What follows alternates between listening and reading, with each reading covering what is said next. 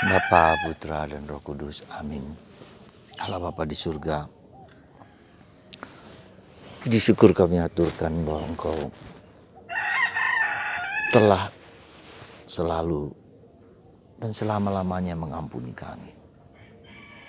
Berbelas kasihan kepada kami. Dengan kasih-Mu yang luas seperti lautan. Bantu kami ya Bapa untuk menyelami rahasia belas kasihan-Mu.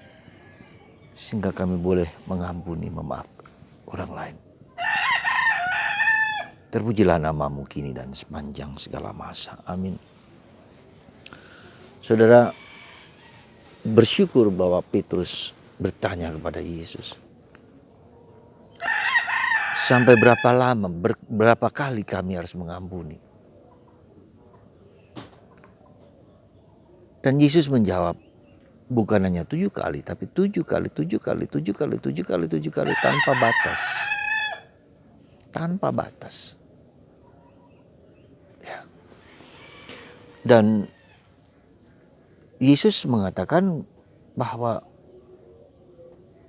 seperti seorang Tuhan yang mengampuni, menghapus hutang yang begitu besar dari seseorang. Ya. Talenta yang besar dihapus. Tetapi ketika si orang yang diampuni dihapuskan utangnya itu, justru menindas orang yang punya utang kepadanya dengan nilai yang kecil, dimasukkan penjara. Dan Tuhan murka. Si Tuhan itu murka dan memasukkannya ke penjara. Suatu perumpamaan yang menurut saya sangat dalam maknanya, bahwa sebetulnya menurut saya kita itu kalau dikatakan punya kodrat mengampuni, sebetulnya tidak. Sebetulnya tidak. Kita bukan kodrat mengampuni, kodrat kita adalah balas dendam. Ya, maka kita lihat dalam Injil, kita mau suka balas dendam.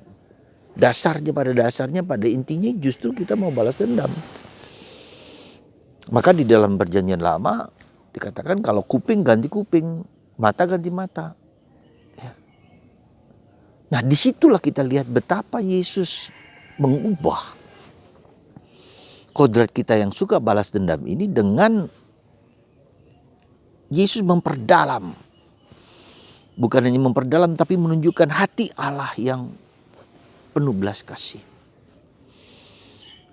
Bagi saya bacaan hari ini mengajak kita untuk merenungkan kerahiman Allah yang luar biasa. Belas kasihan Allah yang luar biasa. Bahwa kita tidak, pengampunan itu adalah anugerah, rahmat. Yang tidak berasal dari manusia tetapi justru dari Allah.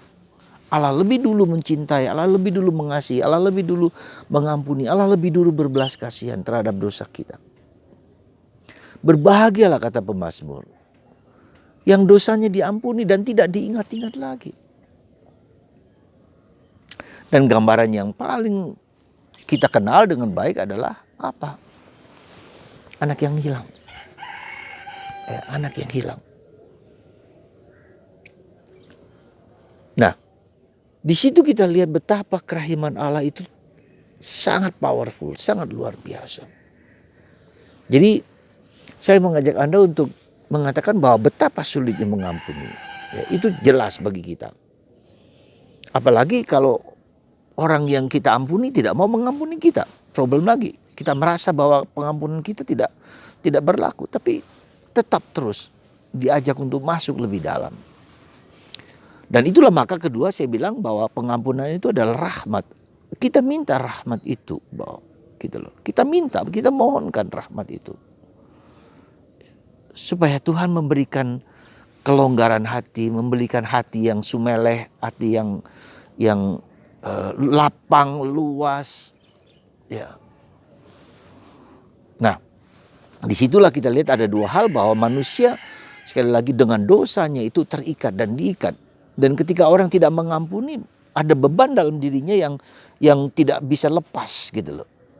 Dan pengampunan adalah sungguh-sungguh esensi hakikat Allah yang paling besar. Ya.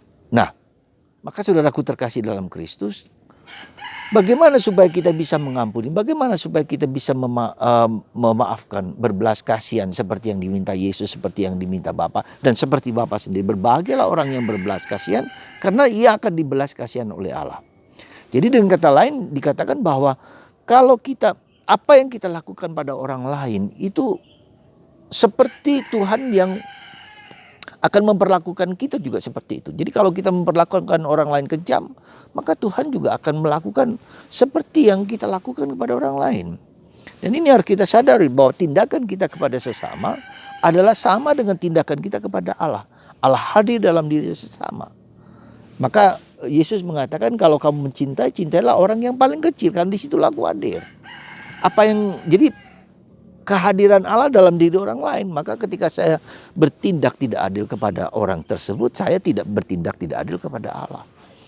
Dan ini menjadi sesuatu yang sangat fundamental, di mana Yesus menunjukkan kepada kita cinta kepada Allah dan cinta kepada sesama. Ini tidak bisa dipisahkan.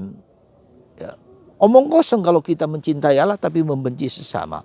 Omong kosong kalau kita mencintai Allah, kita memukuli istri, anak, orang-orang di sekitar, menghujat, mengutuk, memukul, apa saja. Omong kosong. Nah, karena itulah sebetulnya bagaimana caranya kita bisa mengampuni, memaafkan seperti hati Allah. Menurut saya adalah ini, kita harus memahami, mengalami sungguh-sungguh bahwa Allah sudah mengampuni kita. Sudah memaafkan kita, dan ini berkaitan dengan dosa dan berkaitan dengan kemurahan hati Allah. Maka apa yang harus kita lihat? Kita bagaimana caranya? Ya, kita harus masuk dua hal. Pertama harus memahami sungguh-sungguh, kita membaca kitab suci, kita merenungkan kitab suci. Bagaimana kitab Kejadian itu? Kita lihat mulai dari kitab Kejadian. Bagaimana Tuhan tetap mengasihi, memaafkan manusia yang jatuh dalam dosa, yang bertanya di manakah engkau bersembunyi. Tuhan mengubah daun yang dibuat untuk menutupi auratnya pria dan wanita, menggantikan dengan kulit dan seterusnya. Memberi rahmat demi rahmat sejak awal penciptaan manusia sampai sekarang. Dan puncaknya adalah Yesus sendiri ketika manusia gagal. Sekali lagi, ketika manusia gagal untuk mencintai Allah, untuk taat kepada Allah, ketika manusia gagal untuk mencintai sesamanya, maka Tuhan sendiri memberikan dirinya, sabdanya kepada manusia dalam Yesus yang dilahirkan oleh Bunda Maria, dan Yesus mengalami semua yang dialami oleh manusia semua. Ya, dia diperlakukan tidak adil, dia dihina, diejek, diperlakukan sungguh-sungguh tidak adil. Tetapi dia tidak membalas.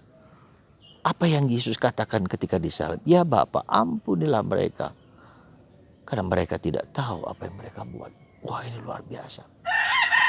Di saat-saatnya kritis ketika dia mau meninggal, ampunilah dia karena mereka tidak tahu apa yang mereka buat. Stefanus ketika dirajam, disaksikan oleh Paulus. Ya Bapa, ampunilah mereka karena mereka tidak tahu apa yang mereka buat. Sama persis ungkapan seperti Yesus di saat kematian. Kemarin Santo Laurentius dipanggang hidup-hidup. Bahkan ketika dipanggang di atas besi, dia masih bercanda. Kebalikan tubuhku, sisi lain, dan dia tetap mengampuni dan memaafkan. Ada seorang beata di India, seorang suster yang dibunuh dengan puluhan tusukan-tusukan belati ke tubuhnya dan wafat. Sebelum wafat dia mengampuni si pendosa itu. Ya, dan keluarganya si suster itu juga mengampuni pendosa itu, bahkan dijadikan anak. Ketika di penjara mereka masih mengunjungi, dan ketika keluar dari penjara dijadikan anak dalam keluarga tersebut. Luar biasa.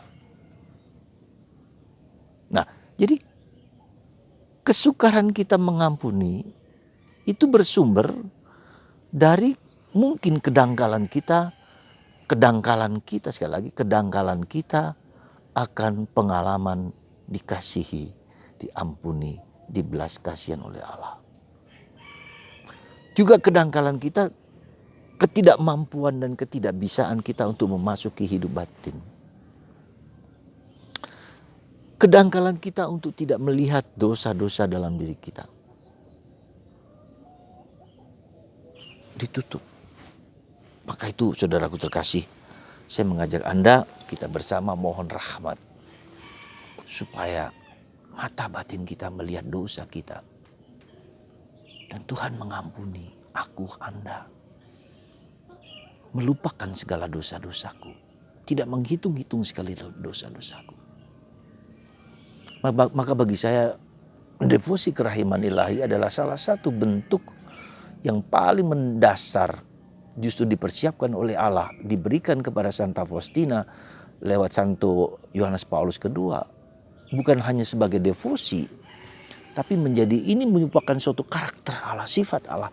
Kita memasuki kerahiman, belas kasihan Allah, kemurahan hati Allah. Berbahagialah orang yang murah hati, berbahagialah orang berbelas kasih, karena dia akan melihat dan mengalami kasih Allah yang melimpah. Saudara, mari kita mohon rahmat supaya belas kasihan Allah kita alami, kita lihat, kita rasakan. Betapa berdosanya aku, dan Tuhan tidak mengingat-ingat lagi dosa-dosaku. Kelemahan orang yang diampuni dalam perumpamaan hari ini karena dia tidak begitu saja diberi kemurahan, dibebaskan dari segala hutang. Ya sudah, dia tidak merasa bahwa beban berat itu dalam diri dia. Dan itu yang terjadi pada kita. Kenapa kita tidak mengampuni? Karena kita tidak tahu, tidak mengalami, tidak merasakan Tuhan mengampuni dosa-dosaku dari A sampai Z. Dan itu nampak ketika kita tidak menghargai sakramen pengakuan dosa. Itu tanda bahwa kita kurang masuk ke kedalaman hidup batin kita. Belas kasihan Allah, kasih Allah, kerahiman Allah.